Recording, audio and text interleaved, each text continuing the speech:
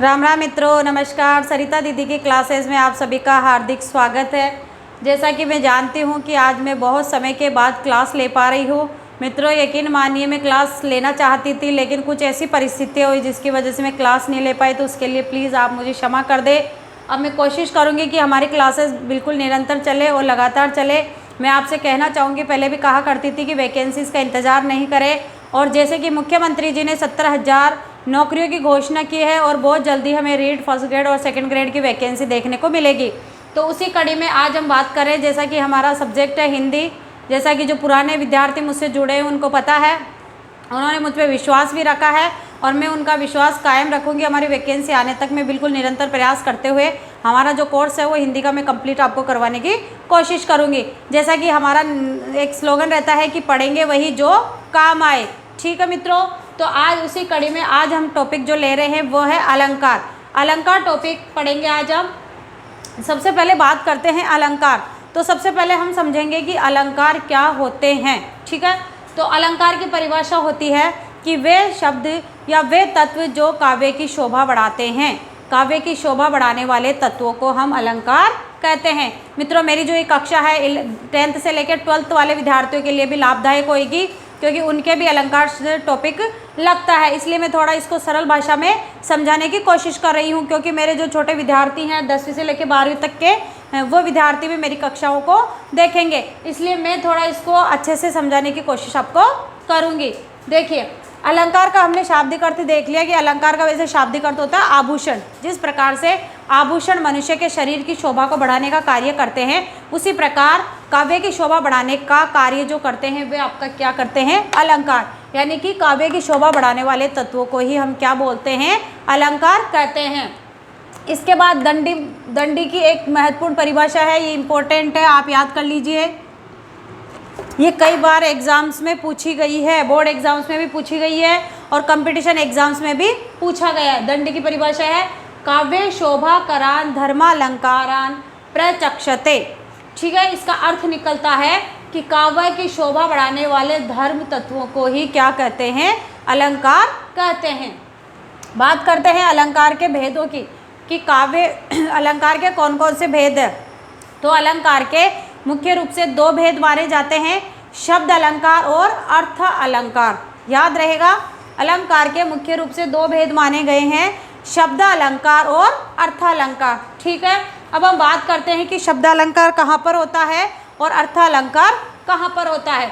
काव्य में शब्द में ध्यान रखेंगे, इस वर्ड को आप ध्यान रखेंगे कि काव्य में शब्द में जहाँ चमत्कार उत्पन्न हो तो वहाँ आपके शब्द अलंकार होता है। यानी कि शब्द में ही एक इम्पोर्टेंट जो महत्ता होती है, वहाँ पे शब्द की महत्ता होती है।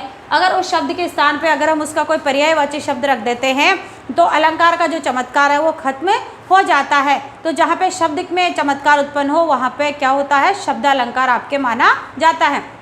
जैसे कुछ शब्द अलंकार के हम उदाहरण देखें तो जैसे आपके अनुप्रास अलंकार, यमक और श्लेष, ये सभी शब्द अलंकार के उदाहरण माने जाते हैं। आगे हम बात करते हैं अर्थालंकार। ठीक है, यानी कि जब चमत्कार अर्थ में निहित हो। शब्दालंकार में क्या था, शब्द में चमत्कार निहित था, और अर्थालंकार में अर्थ में जब चमत्कार कहाँ पर निहित होगा, अर्थ में, इस तब उसको हम क्या बोलेंगे, अर्थालंकार कहते हैं।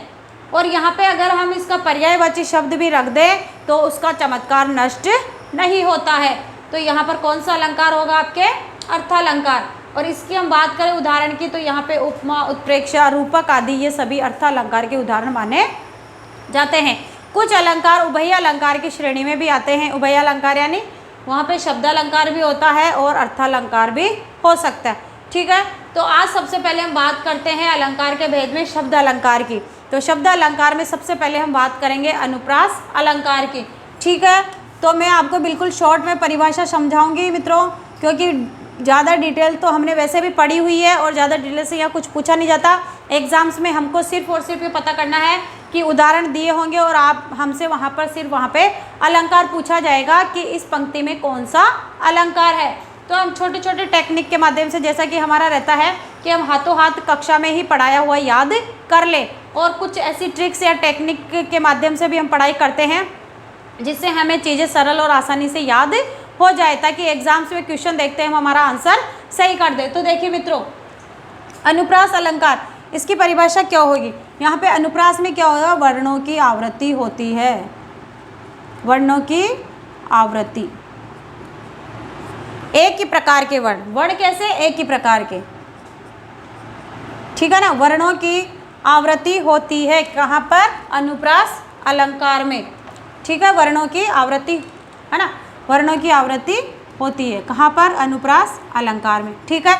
अब अनुप्रास अलंकार के भी अलग अलग भेद होते हैं, तो हम वहाँ की उसकी बात कर लेते हैं। वर्णों की आवृत्ति होती है, तो यहाँ पे एक बार मैं आपको थोड़ा सा बता देती हूँ किस प्रकार से। जैसे एक मैंने उदाहरण लिखा, भगवान भक्तों की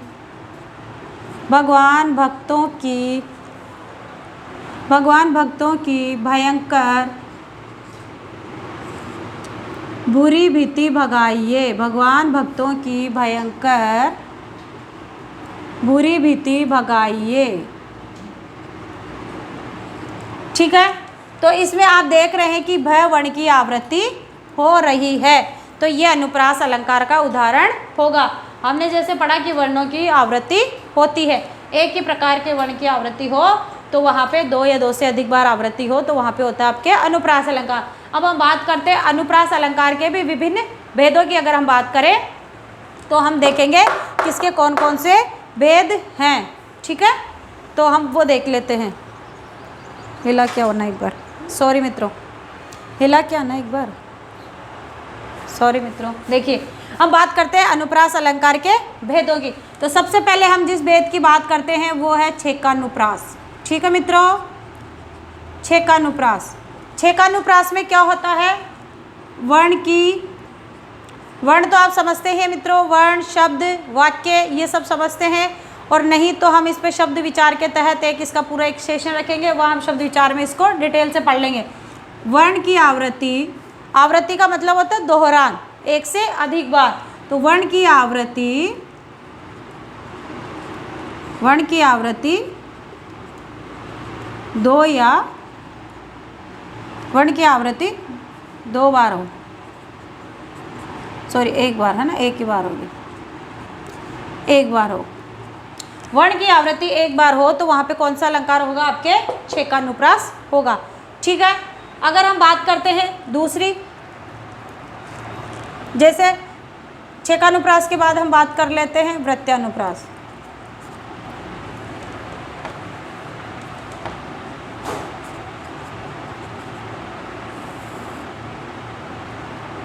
वृत्त्यानुप्रास, एक होता है आपके श्रुत्यानुप्रास,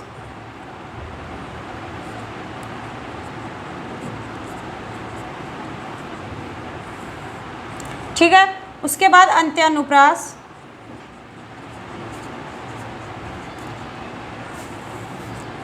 ठीक है। इस प्रकार से अनुप्रास के चार भेद है। छेकानुप्रास में क्या होता है? वर्ण की आवृत्ति एक बार होती है। वृत्त्यानुप्रास में वर्ण की आवृत्ति दो या दो से अधिक बार होती है। वर्ण की आवृत्ति दो या दो से अधिक बार हो तो वहाँ पे कौन सा होगा? वृत्त्यानुप्रास। श्रुत्यानुप्रास की बात करें तो श्रुत्यानुप्रास का मतलब होता है जहाँ एक ही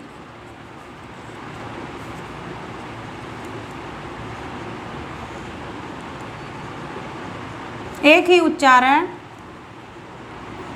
स्थान से उच्चारित होने वाले वर्ण हो। जहाँ एक ही उच्चारण स्थान से उच्चारित होने वाले वर्ण हो, ठीक है। तो वहाँ पे आपके कौन सा होता है? श्रुत्यानुप्रास। अंत्यानुप्रास में पंक्ति का अंतिम वर्ण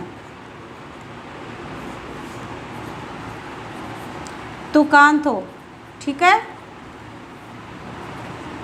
तो वहाँ पे आपके कौन सा होगा? अंत्यानुप्रास, ठीक है मित्रों। तो आज की हमारी क्लास यहीं तक रहेगी। कल हम नई क्लास लेंगे, नया सेशन करेंगे। मित्रों, आज बहुत दिनों के बाद मैंने आपकी कक्षा ली है, उसके लिए मैं क्षमा चाहती हूँ। परंतु आप अपना सहयोग सरिता दीदी को प्रदान करते रहे। मैं आपको उम्मीद दिलाती हूँ और आपको विश्वास दिलाती हूँ कि मैं अब निरंतर आपको क्लासेस दूंगी। आज जो हमारी क्लास थी, एक छोटी सी क्लास थी, हमारी शुरुआत थी, दोबारा शुरुआत थी, शुरुआत हम कर चुके हैं, लेकिन ये हमारी एक नई शुरुआत आप इसको मान लीजिए। अब हम व्यवस्थित रूप से, बिल्कुल जैसा कि मैंने आपसे वादा किया था कि आपको सेकंड ग्रेड सिलेक्शन करवाना मेरा काम रहेगा, अगर आप नियमित और निश्चित रूप से पढ़ाई स्टार्ट कर रहे हैं तो मित्रों, हम कल से हमारा जो हिंदी साहित्य है उसको प्रॉपर रूप से हम स्टार्ट करेंगे। और जैसे कि हम मनोज मिश्रा सर की बुक में से हिंदी साहित्य अपना तैयार कर रहे हैं, और साथ ही साथ वो बुक तो मैं करवाई रही हूँ, साथ ही साथ में आपको जो अन्य पुस्तकें हैं उनका मैटर भी वहाँ एक साथ संकलित करके आपको मैं उपलब्ध करवाऊँगी। तो मित्रों, और जो हम काव्य शास्त्र पढ़ रहे हैं, अलंकार छंद वगैरह हम पढ़ेंगे। काव्य शास्त्र के लिए भी मैंने 2-4 जो मेरी पुस्तकें हैं, जो ऑथेंटिक पुस्तकें हैं, जिनसे मैंने पढ़ाई की और अपना सिलेक्शन लिया है, वहाँ से भी मैटर लेकर मैं आपको एक अच्छा जो सेलेक्टिव मैटर होगा मैं आपको यहाँ पर करवाऊंगी। तो मित्रों, यकीन मानिए मैं आपको पिछड़ने नहीं दूंगी। आपसे जितना प्रयास होता है, जितनी मेहनत आपसे हो सकती है, आप जी जान लगाकर अपनी मेहनत कीजिए, क्योंकि इस बार भी एक बहुत बड़ी भर्ती आपका इंतज़ार कर रही है। तो इस बार तो आपको पक्का सिलेक्शन लेना ही लेना है। इसलिए गांठ बांध लीजिए मित्रों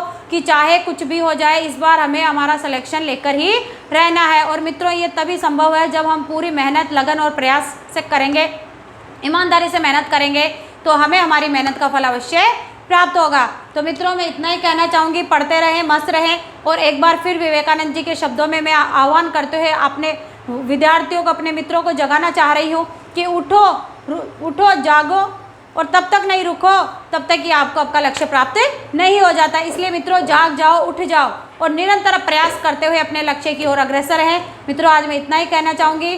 धन्यवाद।